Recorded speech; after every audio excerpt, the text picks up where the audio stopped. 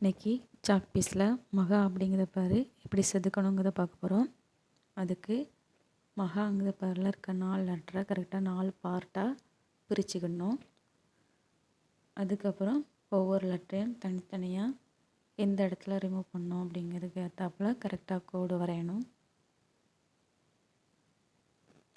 வரைஞ்சிட்டு அழகாக எல்லா லெட்டருக்கும் வரைஞ்சதுக்கப்புறம் மீதி இருக்க சாக் பீஸை செதுக்கி ரிமூவ் பண்ணிட்டா அழகாக நமக்கு கிடச்சிரும்.